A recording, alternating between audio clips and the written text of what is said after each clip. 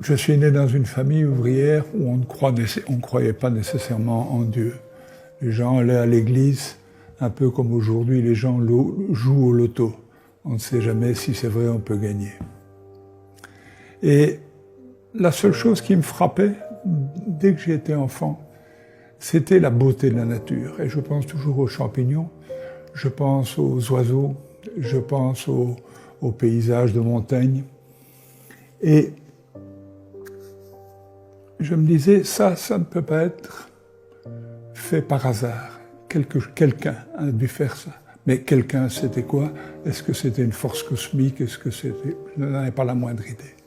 Mais j'étais bien décidé de rechercher avec un esprit positif. Non pas de dire je vais prouver que Dieu n'existe pas, mais de dire je vais voir si Dieu existe. Et un jour, j'ai passé un pacte avec le Seigneur et je lui ai dit, voilà Seigneur, si tu me montres que tu existes, je t'ouvrirai mes bras. Et j'ai commencé à lire, j'ai lu la Bible, j'ai lu divers bouquins. Certains m'ont convaincu, d'autres beaucoup moins. La Bible est un livre assez difficile à lire au début. Mais je me souviens d'un passage qui m'avait énormément marqué. C'est dans le livre de Josué, qui est le 6e livre de la Bible. Et au moment de passer le Jourdain, Josué va dire à Caleb, « Je ne te donnerai pas Canaan tant que nous ne l'avons pas conquis. » Et puis la bataille se déroule et on arrive à la bataille de Gabaon. Et Josué se rend compte qu'il ne va pas gagner parce que la nuit va tomber. Si la nuit tombe, on enlève les armes, on met les morts et les blessés à l'abri et le lendemain matin, la guerre recommence. Si bien que Josué va prier et demander à la lune et au soleil d'arrêter leur course. Et la Bible dit pour la première fois, et la seule fois, dans l'histoire du monde, Dieu va accéder au désir d'un homme d'arrêter le temps. Et il arrêta le temps pendant presque tout un jour. Si vous allez voir un peu plus loin, dans le 2e livre des rois, le roi Ézéchias, qui sait qu'il va mourir, demande à Dieu de lui accorder un petit rabais. Et le Seigneur lui dit, « Ok, je te donne 15 ans en plus. » Et puis il le regarde et lui dit, « Mais tu ne crois pas que je sois Dieu? Que veux-tu que je fasse? Veux-tu que j'avance le temps de 40 degrés ou que je le recule de 40 degrés? De 10 degrés, pardon. 10 degrés, c'est 40 minutes. Et Ézéchias va dire, non, l'avancée c'est trop facile, recule-le. Si vous regardez le dictionnaire Larousse chez vous et que vous allez voir le mot calendrier, c'est avec surprise que vous allez lire, après avoir lu tout ce qu'on explique sur le calendrier, la dernière phrase qui dit « Et sur une période de 3 ou 4 000 ans, il y a une erreur inexpliquée de 24 heures. » J'ai pas prouvé que le Seigneur existait avec ça, mais j'ai prouvé qu'il y avait quand même de sérieuses raisons de penser que tout ça n'était pas un beau livre d'histoire. Et puis, le temps a passé. Je n'ai pas donné ma vie au Seigneur, mais je continuais à lire la Bible. Puis un jour, mon neveu est venu me trouver et m'a dit, voilà, je dirige une école qui était la seule école chrétienne qui existe encore aujourd'hui en Belgique, qui a été créée il y a 18 ans. Je voudrais savoir si je peux être à la fois pasteur et directeur d'école. Et donc, il est venu travailler dans mon entreprise et bien sûr, à partir de là, nous avons fait que parler de Dieu. Et le 28 mars 1999, j'ai donné ma vie à Dieu. On était à 600 km au sud de Shanghai. Ça veut dire que le pays est vaste pour donner sa vie à Dieu. Et puis le temps a passé, j'étais en bonne santé, je faisais beaucoup de sport. Et un jour, on avait déjà vu que j'avais beaucoup de cholestérol.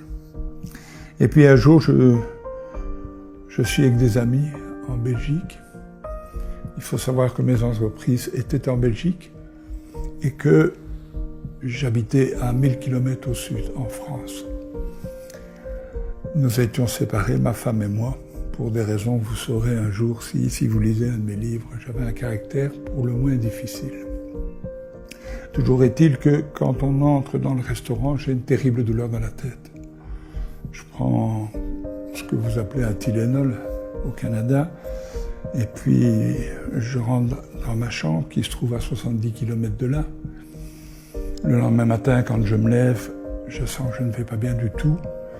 Je me dépêche de prendre ma douche, je me dépêche de faire ma valise, je cherche la voiture, je vais manger un petit bout, je vais dire au revoir à Marianne, qui est la patronne de l'hôtel où je dors, et au moment où j'entre dans la cuisine, j'ai l'impression qu'on vient de me planter une hache dans la tête.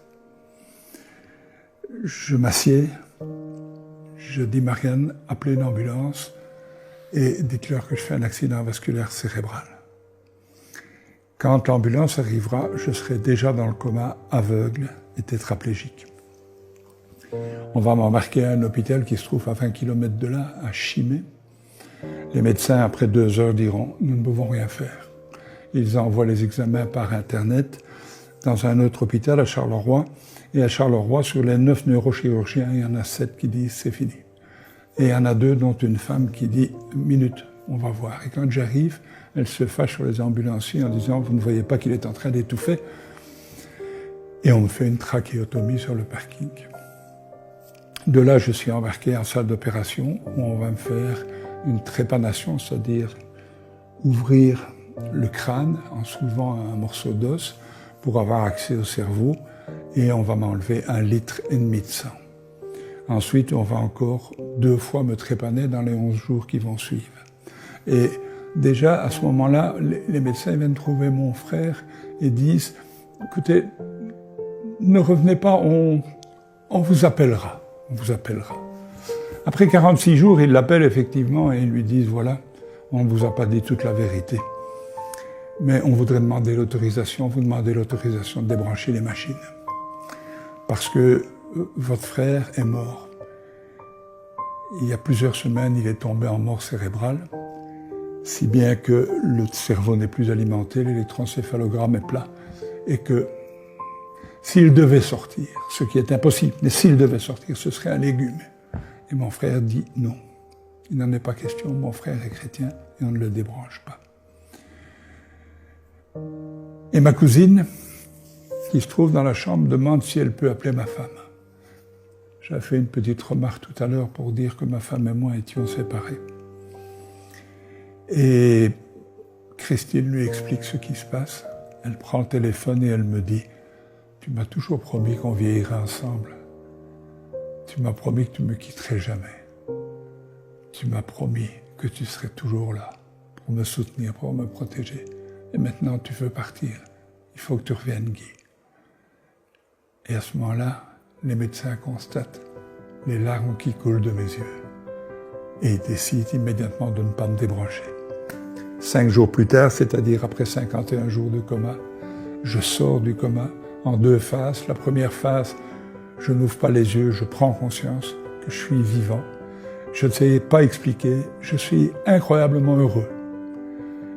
Et à ma droite, je ressens une présence et je n'ai pas le moindre doute. Je ne sais pas que j'ai fait un coma, mais je sais qu'à ma droite, il y a le Christ. Et il me dit, « Tu crois me connaître, tu crois que je suis amour. C'est bien, mais je vais t'apprendre maintenant que je suis aussi douceur. » Et à ce moment-là, j'ouvre les yeux, il y a un médecin avec un masque sur le dos, sur la bouche, et je lui dis, « Docteur, vous pouvez enlever votre masque, je vous ai reconnu. » Et puis voilà, tout va bien. Pendant quelques jours, j'ai perdu 48 kilos quand même. J'ai un œil qui souffre de diplopie, mais je devrais pouvoir me remettre. Seul problème, on découvre que j'ai des cavernomes au cerveau. Alors je ne vais pas entrer dans un cours de médecine, des cavernomes, ce sont des tumeurs. Alors quand on a une tumeur, l'enlever c'est dangereux, c'est au cerveau. Le problème c'est que j'en avais 43. Donc quand mon fils m'annonce ça, je lui dis mais qu'on enlève. Il me dit papa, tu n'as pas compris, je viens t'annoncer que tu allais mourir. Je dis non, non. Tu vois ce Dieu auquel tu ne crois pas. Il ne m'a pas laissé sortir d'un AVC pour me laisser mourir de 43 stupides tumeurs. Je suis transféré à Saint-Luc. Le docteur Guérit vient et il me dit « Est-ce que je peux vous refaire une résonance magnétique, monsieur? Je vous en prie. » Il revient le lendemain avec une dizaine de médecins. Ils me disent « Voilà, on a les résultats. » Je dis « Oui, je sais. Vous savez quoi, monsieur? Que j'ai 43 cavernomes et que je vais mourir. Vous n'avez plus rien, monsieur. Votre cas confine au paranormal. » Et vous voyez, s'il est une preuve, quand on la vit, de l'existence de Dieu, s'il est une preuve de l'amour immense, inexplicable de Dieu, c'est de vivre ce genre d'expérience.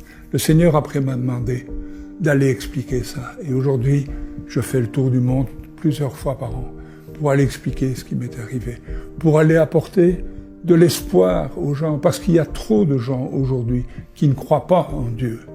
Mais quand je dis qu'ils ne croient pas en Dieu, c'est que ils ont peur d'y croire, ils ont peur d'être déçus, ils ont peur qu'on dise d'eux « Oui, mais c'est un faible d'esprit, oui, mais il a peur de la mort. » Non, non, Dieu existe. Je l'ai rencontré et je peux vous dire, pour rien au monde, je ne voudrais avoir raté cette expérience, parce que le plus beau jour de ma vie, c'est le jour où je fais mon AVC. Alors,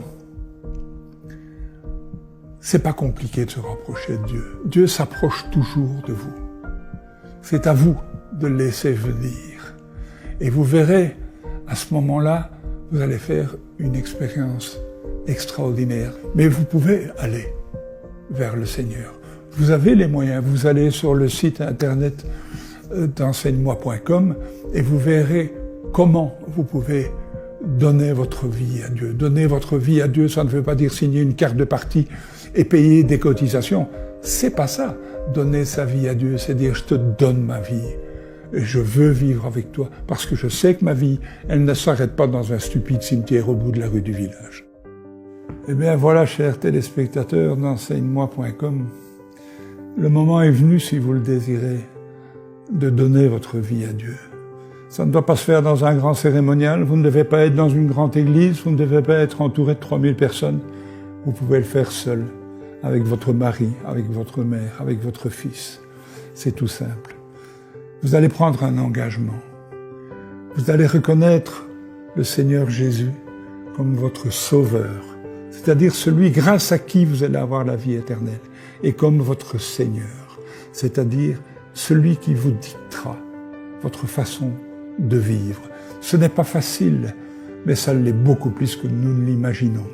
Il va falloir renoncer à ce qu'on appelle le péché. Il va falloir renoncer au petit péché. Il va falloir absolument renoncer à tout ce qui ne plaît pas au Seigneur, et vous remarquerez qu'un enfant, dès sa naissance, sait ce qui ne plaît pas au Seigneur.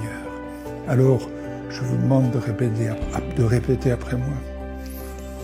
Père éternel, je veux te prier dans le nom de Jésus.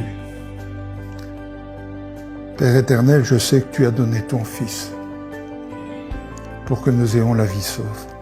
Je sais que dans ma vie, sans en être conscient, j'ai contribué à ce que ton Fils soit crucifié. Mais je sais que grâce à sa crucifixion, à son sacrifice et à son sang, je suis sauvé et j'ai la vie éternelle. Je veux prendre l'engagement, avec ton aide, dans le nom de Jésus, de mener une vie digne de toi. Amen.